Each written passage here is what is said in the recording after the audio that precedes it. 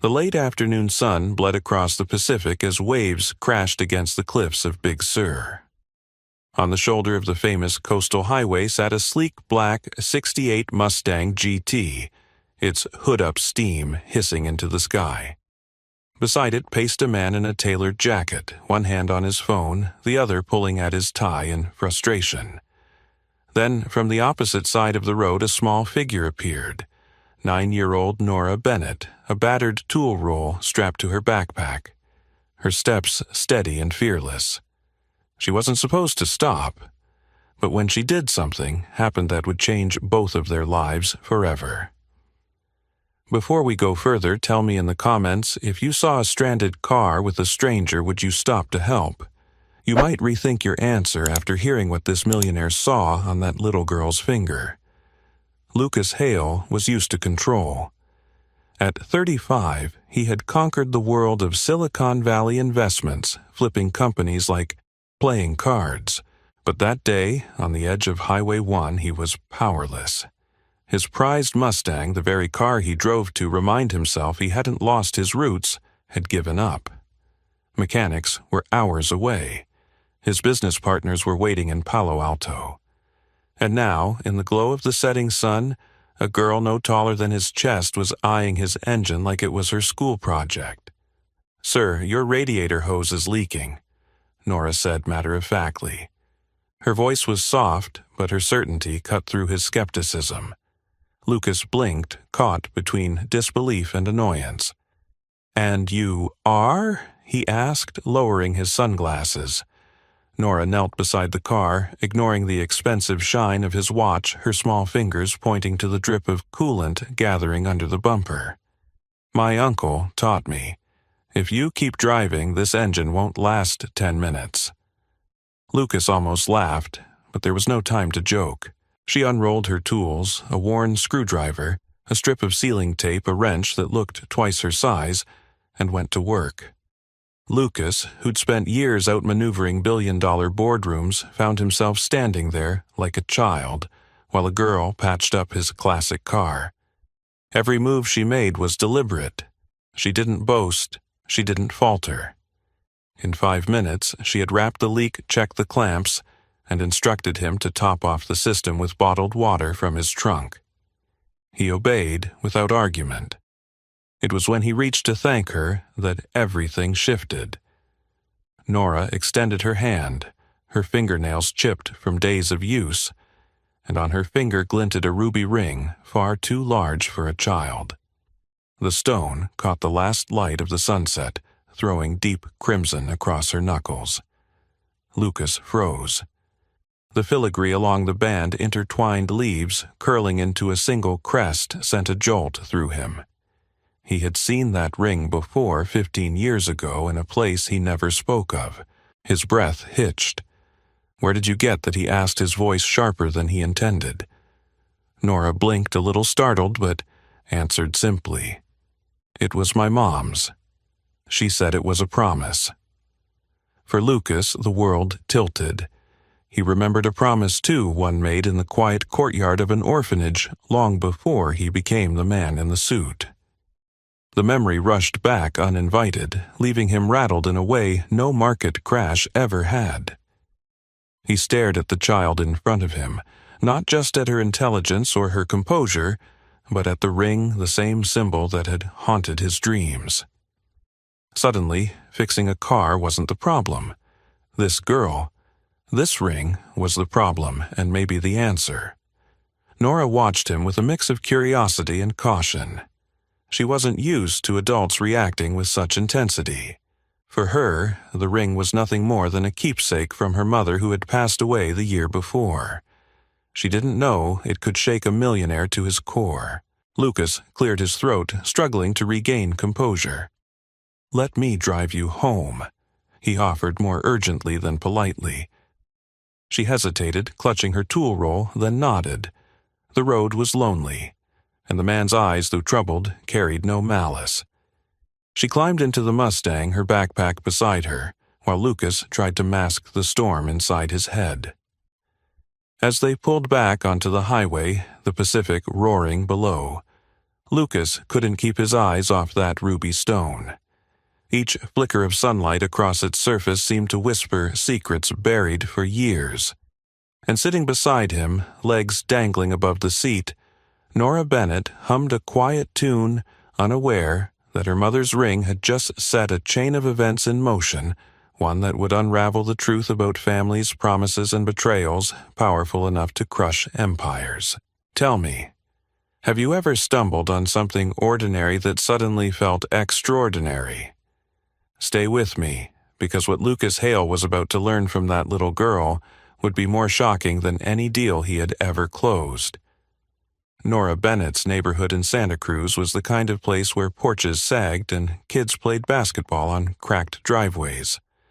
The duplex she called home stood a few blocks from the ocean, though she rarely had time for the beach. Inside the kitchen smelled faintly of motor oil and garlic. On the table sat a wooden box scarred by years of use that her Uncle Gabe always kept near the bills. That night, after Lucas dropped her off, Nora pulled the box closer and whispered, "Mom said the ring was a promise."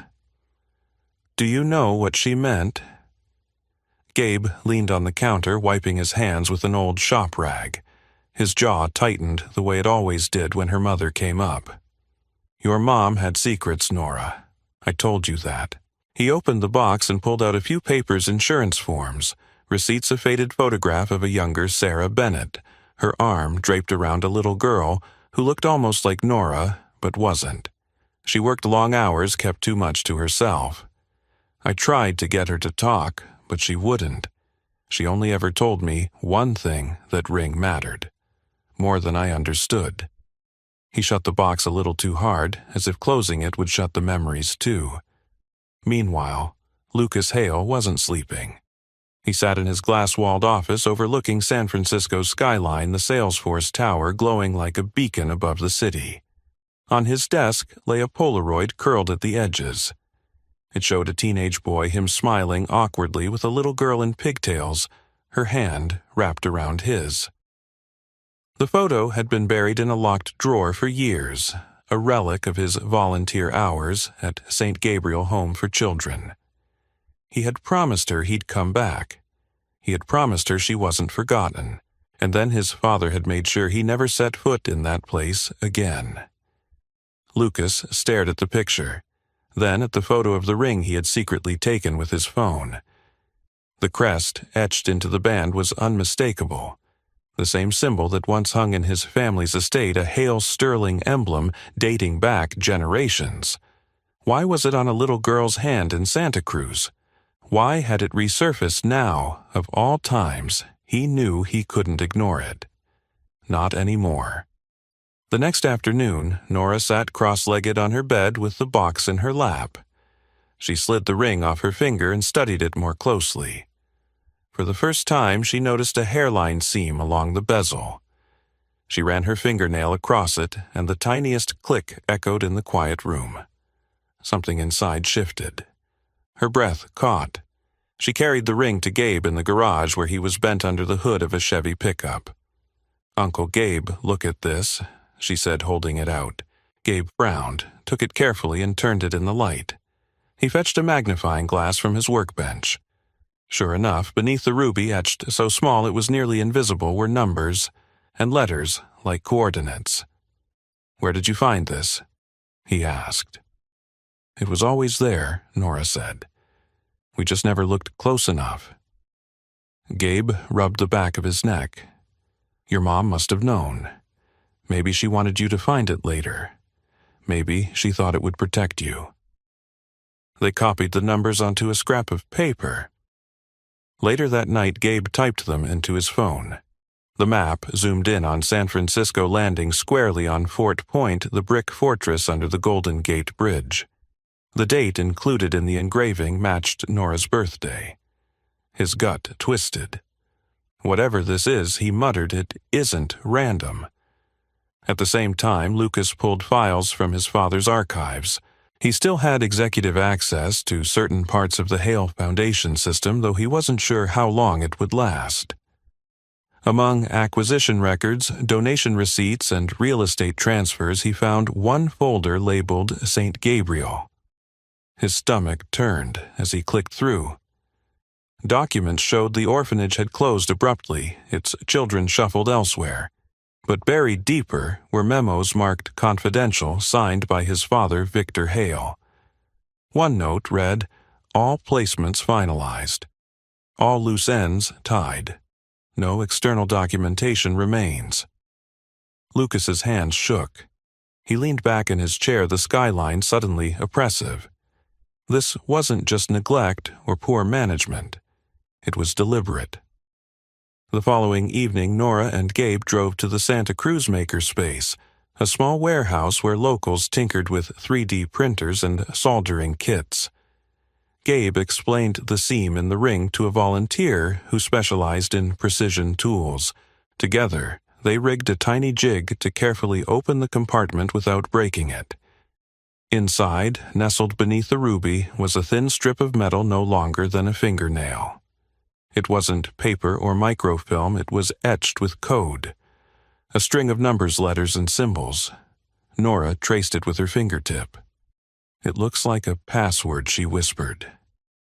When Gabe told her it might connect to something bigger than both of them, Nora's eyes widened. "What if it's dangerous?" she asked. Gabe placed a hand on her shoulder. "Dangerous or not, your mom left it for a reason." He pocketed the strip and locked the ring back in the box. "They would need to be careful," he said. They didn't know who else might be looking for it. Lucas, too, was haunted. He hadn't told anyone what he found in the files. Not his assistant, not his closest friend, not even Eleanor Sterling, the woman he was supposed to marry. Instead, he printed a copy of the St. Gabriel ledger he'd uncovered and kept it folded in his jacket pocket. He couldn't escape the thought if Nora's ring was tied to those records, then she was tied to him. And if she was tied to him, then his father had been lying about far more than orphanages. Late that night, Lucas left his high-rise and drove down the coast. He parked outside Nora's duplex engine idling, watching the faint glow of a kitchen light through the curtains. He wasn't sure why he was there, only that he couldn't turn back. Inside, Gabe was washing dishes while Nora sat at the table doodling absent-mindedly on the scrap of paper with the coordinates. Her small hand rested near the ring box. Lucas gripped the steering wheel until his knuckles went white. He had every reason to walk away, every reason to leave the past buried. Yet, something in that girl's quiet resilience and the flash of red on her finger told him this story wasn't finished. Not by a long shot. Fog rolled heavy under the Golden Gate Bridge, turning the steel towers into ghostly silhouettes. Nora Bennett pulled her jacket tight against the damp air as she and her Uncle Gabe stepped carefully across the worn pavement near Fort Point. The coordinates from the ring had led them here down to the fortress that had guarded San Francisco's harbor for over a century. The sound of the waves slamming against the stone walls below was thunderous, a reminder of how small they were compared to what they were chasing. Gabe scanned the shadows uneasily. "I don't like this," he muttered. "If your mom left something here, it means she trusted the wrong people would come looking too." Nora ignored the warning and moved toward one of the girders beneath the bridge. She dropped to her knees, her fingers brushing along the cold steel until she felt something unnatural. Wedged under the rusted beam was a small cylinder, no bigger than her thumb, held in place with a powerful magnet. She yanked it free and held it up in the dim light. Gabe took it carefully, unscrewed the top, and tipped the contents into his palm. Out slid a wafer-thin micro-SD card and a strip of metal stamped with 2 words, Project Orpheus. Gabe's breath caught. "This isn't just about you, kiddo," he said softly. "This is bigger than both of us." Neither of them noticed the black SUV idling on Marine Drive. Inside, 2 figures sat with their headlights off, binoculars raised. They weren't the type to intervene yet. They were there to watch, to record who picked up the package, and to report back to someone who had much more at stake. Later that night, Lucas Hale parked outside the San Francisco Main Library. He didn't dare use his office computers or even his home network. Too many eyes, too many hands reaching into places he once thought were private. He carried the microSD card on loan from Gabe, who had reluctantly agreed to trust him for now. Inside the library was quiet, its tall windows reflecting the street lamps outside. Lucas found a corner terminal, slipped on a pair of gloves, and slotted the card into the reader. What appeared on the screen made his pulse quicken. Scanned documents filled the folder: adoption ledgers, notarized transfers, memos marked confidential. Names filled the pages, each attached to notes like potential unsuitable transferred. Some were crossed out. Others had asterisks beside them. Lucas scrolled further, his stomach tightening. He recognized one in particular, Stella. Next to it, in red ink, a single star had been drawn. The date matched the week he had last visited St. Gabriel as a teenager. He leaned back, his mind racing. He remembered the little girl who had clung to his hand, the one who whispered she wanted to be called Star. She had worn a cheap plastic ring, not the ruby one he'd later see on Nora. But the connection was undeniable. Someone had been cataloging children not as human beings, but as assets to be shifted, monitored, and in some cases erased. Buried deeper in the files, he found a recurring signature: Victor Hale, his father, bold and unmistakable. Alongside it, another name surfaced, again and again: Eleanor Sterling, the family his own engagement was tied to. Every transfer, every placement was authorized by them. Lucas's hands clenched into fists. His father's empire wasn't built on steel and silicon alone. It was built on children. By the time he walked back out into the cold night, the city felt different, darker. He knew now why the past had come hunting him, and he knew he couldn't face it alone. He called Gabe. "We need to meet," he said quietly, "and bring Nora." The next day, they met at a diner in Marin Headlands, a place so ordinary it seemed safe. Nora slid into the booth with her backpack clutched to her chest, the ring hidden in its box. Lucas laid the printed ledger sheets on the table between them. "Your mother wasn't just hiding you," he told her gently. "She was hiding the evidence. These records, this project, they were cataloging kids like merchandise." Nora's face tightened. "Why me?" she asked. Her voice was steady, but her eyes searched his for something more than he could give. "Because of this," Lucas said, pointing to the star on the page. "You weren't supposed to disappear. You were supposed to be monitored, prepared, maybe even used. But your mother broke the chain." Gabe frowned, scanning the papers. Used for what? Lucas hesitated. He didn't want to speak the word. "Replacement," he said finally. "Succession. If one child didn't fit the mold, there was always another. My father doesn't make investments without backups." He slid a photo across the table, a faded picture of his younger self with the girl he called Star. Nora looked at it and gasped. "That's the same smile my mom had," she whispered. Before Lucas could answer, his phone buzzed with a message from an unknown number. Just one line. "This isn't fraud, it's replacement planning." He stared at the words, the weight of them settling like a stone in his chest.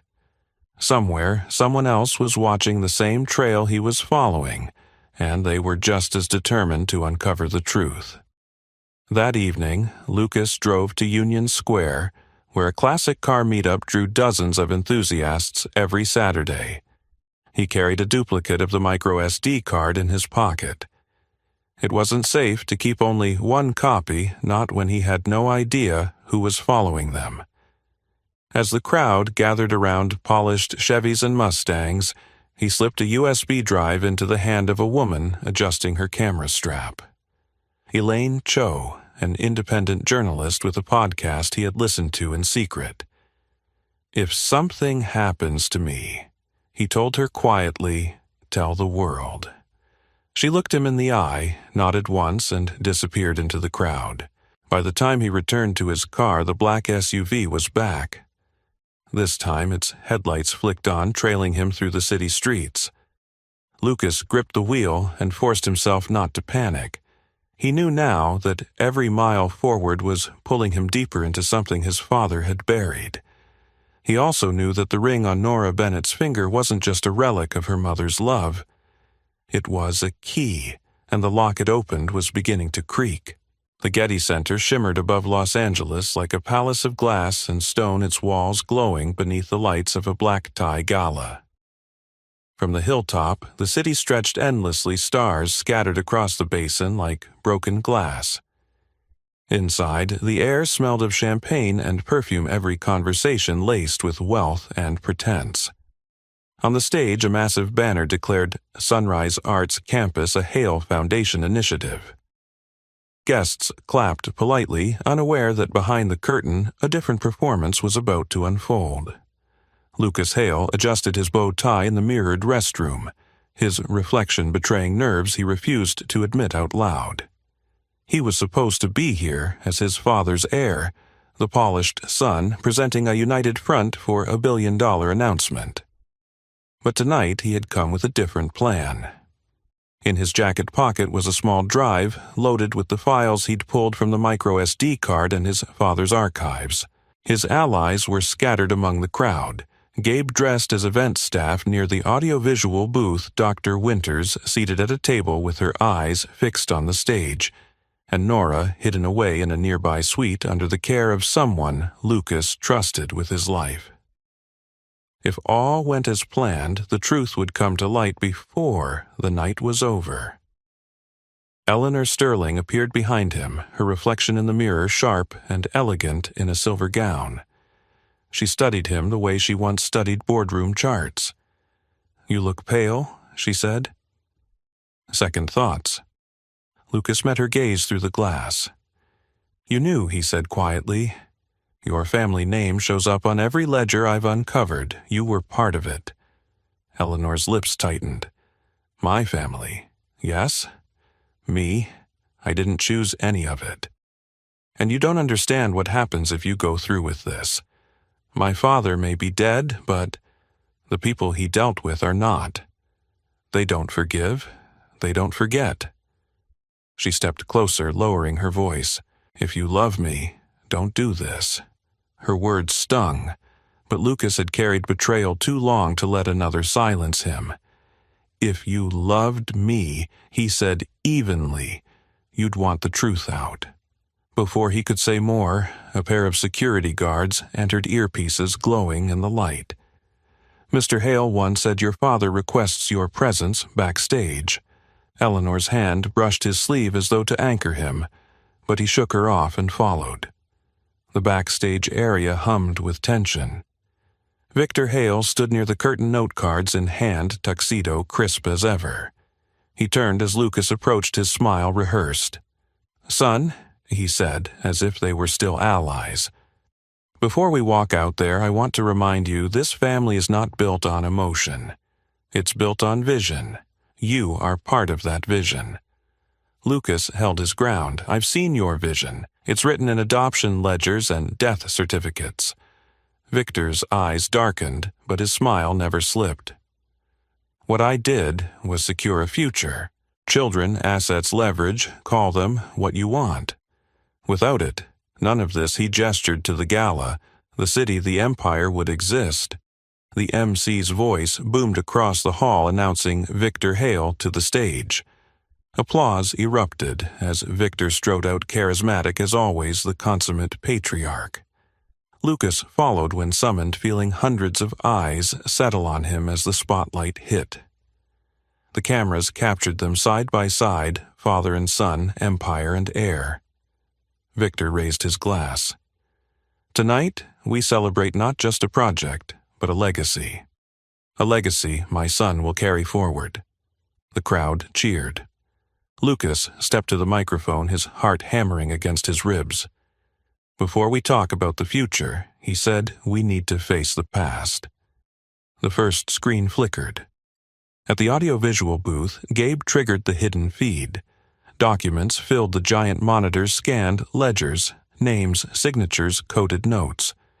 Murmurs rippled through the hall. 15 years ago, Lucas continued the land beneath this center was home to St. Gabriel Children's Home. It closed suddenly. The children disappeared into silence. Tonight, I bring you the truth. The monitors shifted again, showing memos signed by Victor Hale, transfers, authorized by Eleanor Sterling's family. Gasps rose from the tables. Some guests leaned forward, others reached for their phones. These were not adoptions, Lucas said, voice steady. They were selections. Children labeled as assets. Children like his throat tightened. He forced the word out. Like Nora Bennett. At that moment, a door at the back opened. Olivia Hale. Lucas's mother entered the hall with Nora at her side, her small hand gripping the older woman's. The ruby ring flashed under the chandeliers. Reporters surged from their seats, cameras clicking wildly. The monitors zoomed in on the ring, then cut to a photograph from years before Lucas as a boy, holding the hand of a little girl in the orphanage courtyard. The resemblance was undeniable. This child, Lucas said, was marked for a future she did not choose. Hidden, catalogued, prepared. Tonight she is no secret. Chaos erupted. Victor lunged for the microphone. Lies, he roared. My son is unwell. These are fabrications. His mask of composure cracked anger, twisting his face. But before he could shut it down, Dr. Winters rose from her table. I ran. St. Gabriel, she said, her voice trembling but strong. I was forced to falsify reports under threat. I watched those children vanish. Olivia's voice followed sharp and clear. You told me my daughter died at birth, she said, her eyes locked on Victor. You lied, you stole her, and you tried to bury the truth. The room fell to stunned silence. For a heartbeat, Victor looked trapped. Then his voice turned cold. Everything I did was for this family, he spat. Legacy requires sacrifice. Lucas stared at him, fury boiling into resolve. No, he said. Legacy requires truth. He gestured toward the monitors where Gabe had triggered the final slide, a list of payments, bribe signatures all tied directly to Victor Hale. The evidence was undeniable. From the edge of the stage, Eleanor appeared, her face pale. She stepped forward, surprising everyone. He's telling the truth, she said quietly. I've seen the files. My family was part of it too. I won't be part of it anymore. Her confession sealed the moment. The crowd erupted in shouts. Reporters surged forward, flashes blinding. Security wavered, unsure whose orders to follow. Then, as if on cue, the ballroom doors burst open. Federal agents poured in badges, raised their leader's voice echoing through the chaos. Victor Hale, you are under arrest. The image of the empire's patriarch handcuffed and led away in front of the city's elite burned itself into the cameras and the minds of everyone present. For Lucas, the noise of the room fell away. All he saw was Nora, her wide eyes fixed on him, the ruby ring still clinging to her finger. He stepped off the stage and knelt beside her. You're not alone anymore, he whispered. She nodded, and for the first time since the nightmare began, her shoulders seemed to lighten. The gala that was meant to cement a dynasty had instead dismantled it in one night. And for the first time in years, Lucas felt free, not of responsibility but of silence. The storm that tore through the Hale empire left wreckage scattered across boardrooms and headlines. But in Carmel Valley, life moved differently. A modest farmhouse stood on 3 acres, its porch creaking beneath the weight of a family that was never supposed to exist. Lucas Hale no longer signed his name that way. He had gone to court and made it official, Lucas Bennett, honoring the woman who had once risked everything to raise a child she didn't bear. The name change was more than a formality. It was a severing of chains, a step out of his father's shadow. Nora Bennett had settled into the rhythms of her new life, though settled wasn't the right word. She was still haunted. Some nights she woke up calling for her mother. Other nights she dreamed of being watched chosen or replaced. Gabe would sit by her bed until she drifted back to sleep, the weight of responsibility etched into the lines of his face. He carried his own scars, too, grief for his sister Sarah, guilt for the things he hadn't known, and a deep suspicion that the worst of Victor Hale's legacy might not yet be unearthed. Still, when Nora laughed, really laughed, something inside him eased. It reminded him why they kept pushing forward. Pebble Beach was not far from their home, and Lucas often drove Nora along 17-mile drive in a borrowed convertible. The roar of the ocean against the cliffs was their shared soundtrack. They called them memory rides, not because of the past, but because they were making new memories with every mile. On one of those drives, Nora leaned against the wind and said, "You think Mom would be proud of us?" Lucas tightened his grip on the wheel. "She'd be proud of you," he said, "of how brave you've been, of how much you've taught the rest of us about what matters." It wasn't an answer, not really, but it was what he could give her. The restitution fund from the Hale estate was vast, but Lucas refused to let it become another cage of wealth.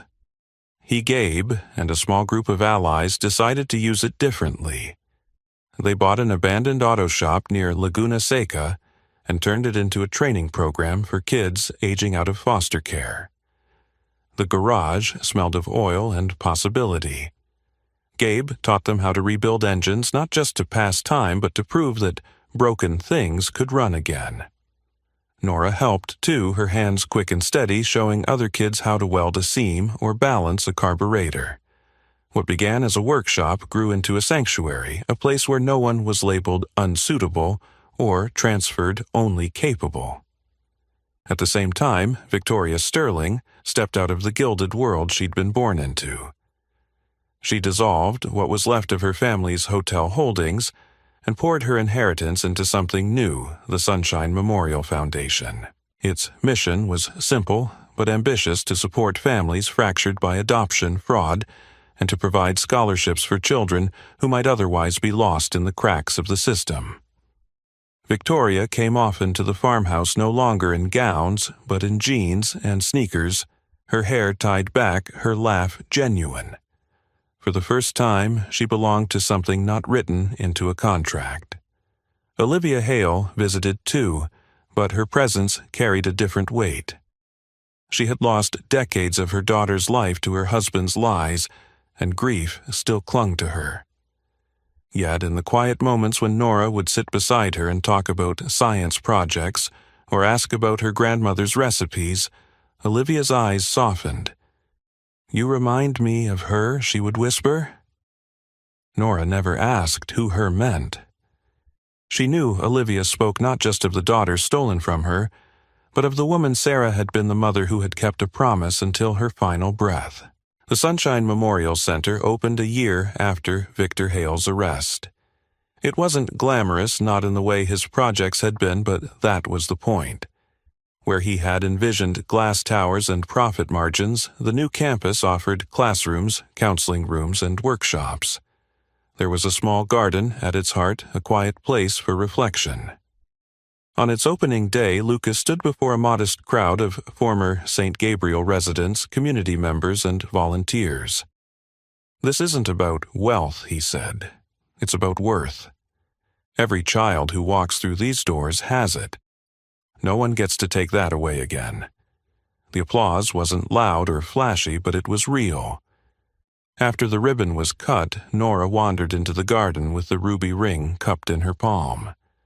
She stared at it for a long time, the weight of its history pressing against her skin.